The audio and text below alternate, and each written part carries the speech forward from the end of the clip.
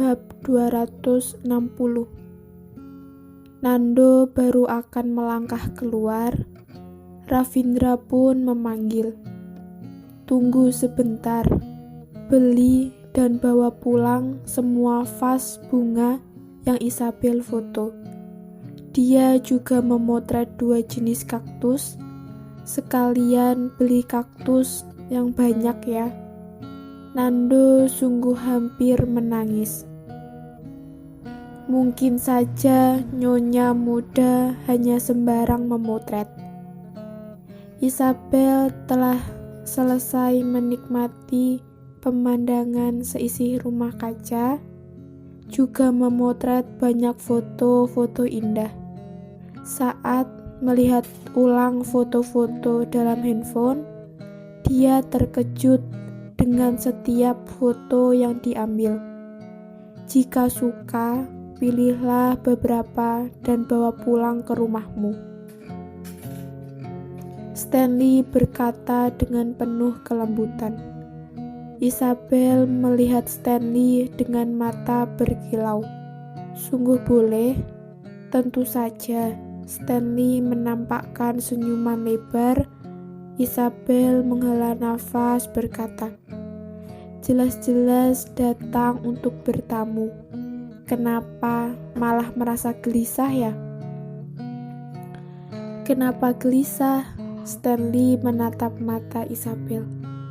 Isabel menutupi mulut sambil tersenyum manis. Masuk ke dalam rumah orang dan membawa pergi barangnya. Stanley terdiam beberapa saat, kemudian tertawa lepas. Dia terus menggelengkan kepala, tidak menduga Isabel bisa usil juga.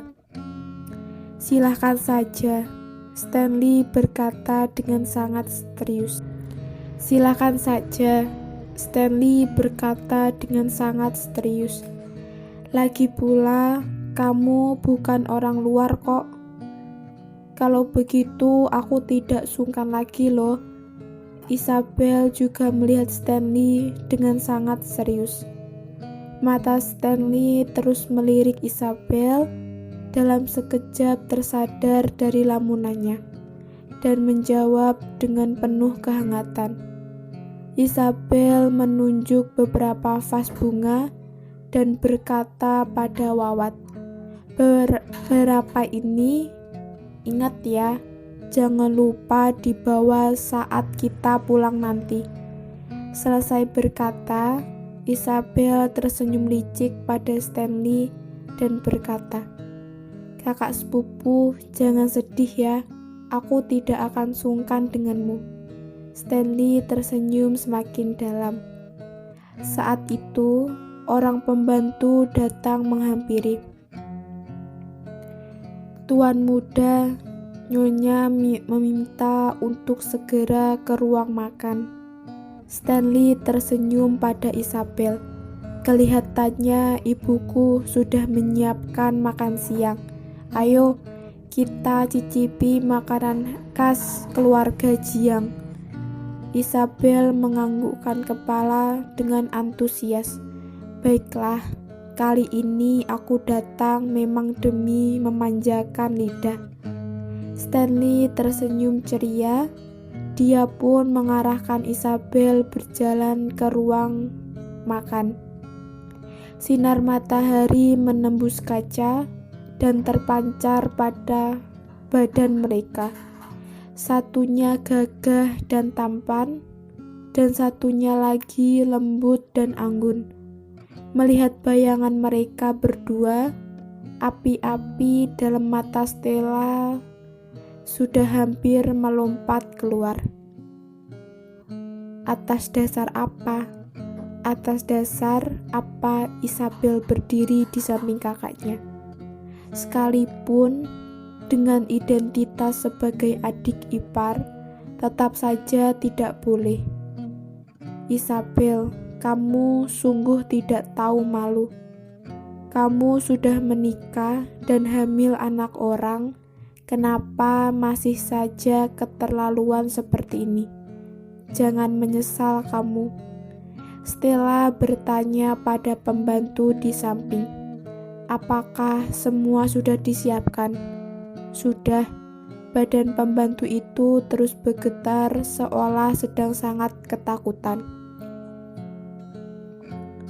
Mendengar jawaban itu, Stella pun tersenyum dengan puas. Isabel dan Stanley sampai ke ruang makan. Saat keduanya datang, Nyonya Jiang pun berkata sambil tersenyum, "Apakah Isabel kepikiran mau makan apa? Meskipun teknik masak koki kami belum tentu sesuai dengan seleramu, tetapi mereka bisa saja menghidangkan beberapa jenis makanan yang tidak ada di luar sana." Isabel menjawab dengan senyuman manis, "Tante terlalu sungkan deh. Bukankah baru saja mengatakan bahwa aku bukan orang luar? Kenapa sekarang menjadi begitu sungkan denganku? Saat ini aku sudah lapar. Tentu saja suka dengan segala jenis makanan yang bisa dimakan. Asalkan tante tidak keberatan jika aku makan terlalu banyak." Mendengar jawaban Isabel, Nyonya Jiang pun tersenyum bahagia. Ravindra sangat jarang berbicara.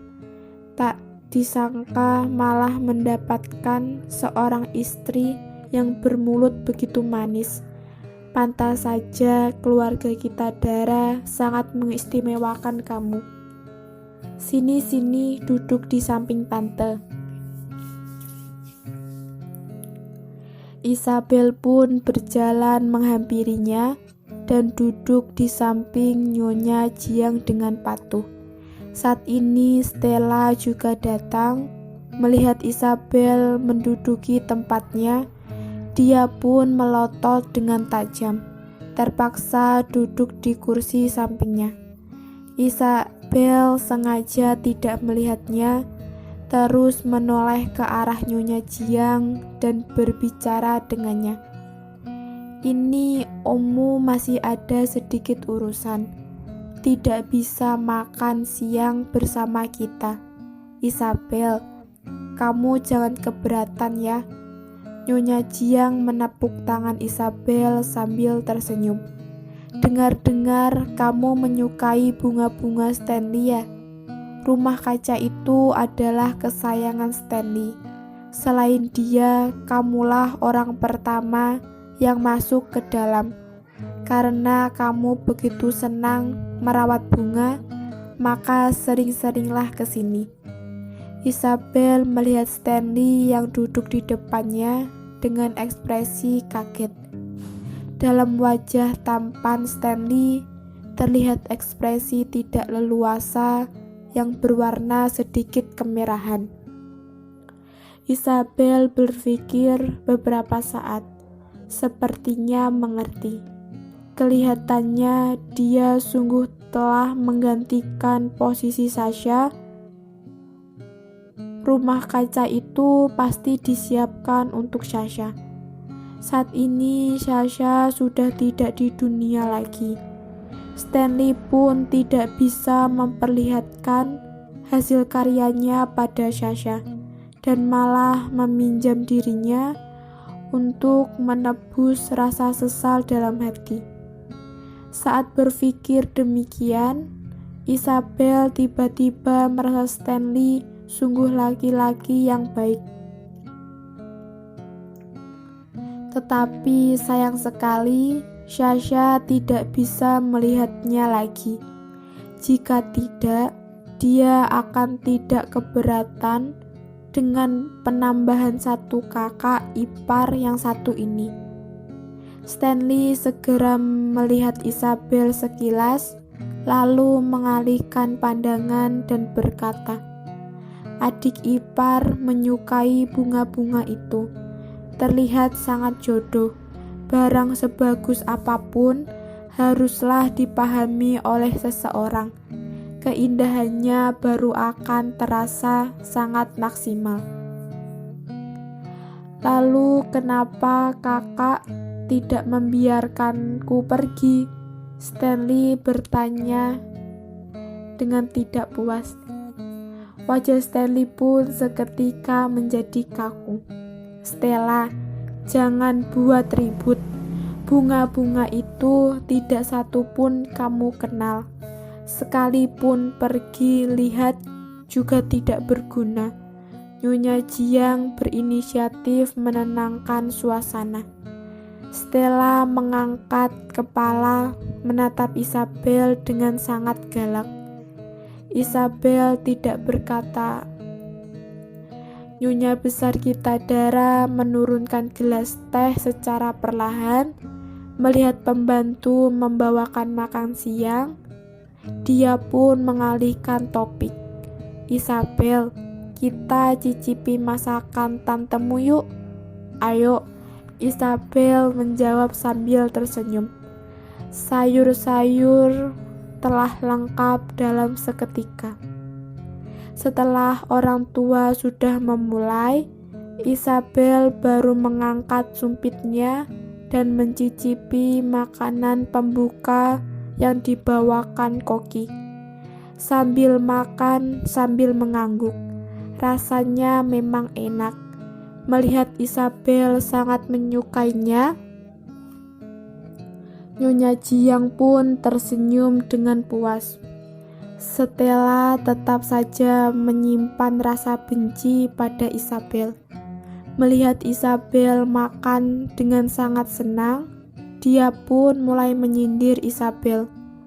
"Waktu di kampung, kakak ipar belum pernah makan makanan seenak ini kan? Baguslah jika sekarang bisa mencicipinya." Kalimat Stella langsung membuat ekspresi wajah semua orang di meja makan berubah. Nyonya besar kita Dara mengetuk meja dengan sumpit.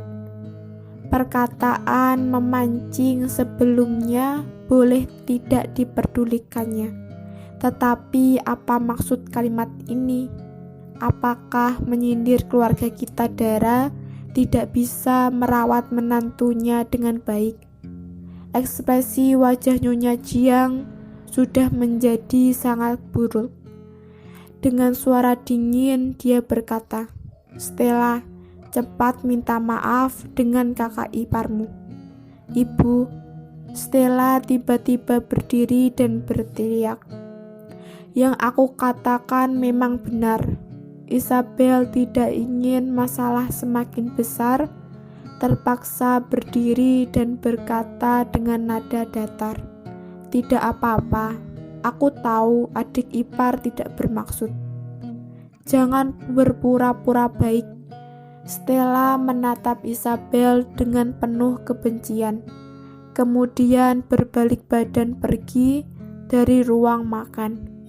Nyonya Jiang berkata dengan penuh rasa maaf, "Sungguh minta maaf Isabel, aku tidak menyangka Stella akan menjadi seperti ini, semua karena aku terlalu memanjakannya. Berpikirlah tentang ommu, jangan marah ya." Isabel duduk kembali. "Tante, aku tidak apa-apa, kita lanjutkan makanan saja ya." Semua orang kembali mengangkat sumpit dan mencibit makanan. Hanya saja hati Isabel masih tidak bisa tenang. Berkali-kali Stella ingin mencari masalah dengannya, sungguh aneh. Harus bersabar hingga seperti ini juga sangat menyedihkan.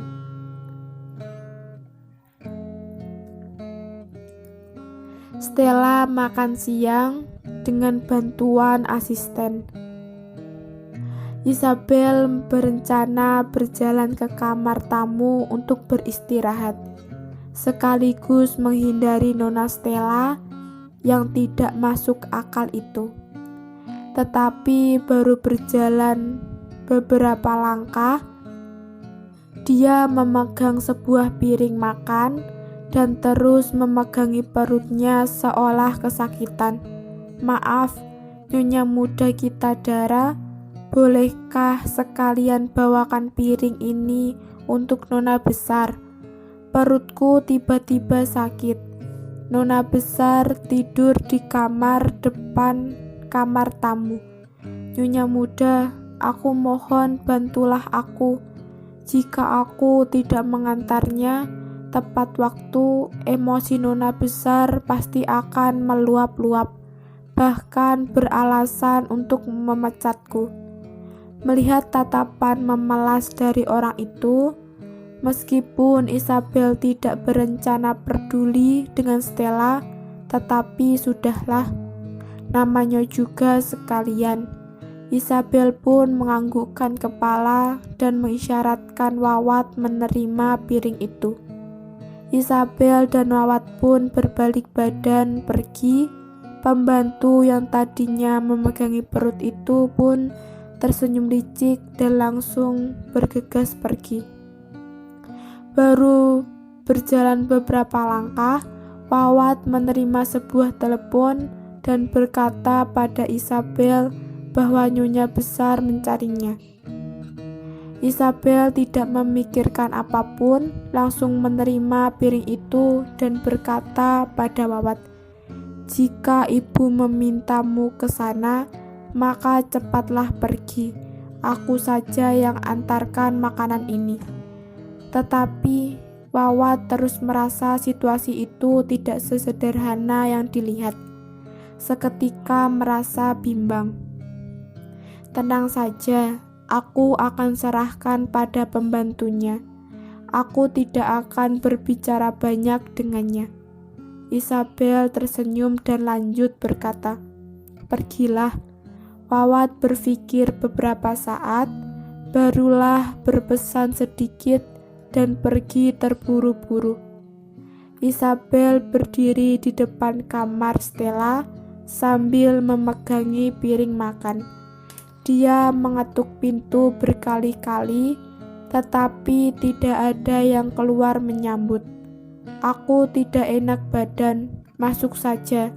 Suara Stella terdengar dari dalam. Isabel ragu beberapa saat, pada akhirnya pun masuk ke dalam. Dia meletakkan piring makan di meja dan berkata, "Aku letakkan makan siangnya di sini." Selesai berkata, Isabel pun berbalik badan dan akan segera pergi. Tiba-tiba sebuah bayangan gelap melintas di depan Isabel dan menghadang jalannya. Isabel memperjelas penglihatannya. Stella menatap dengan mata yang kejam. Jantungnya pun berdetak semakin cepat.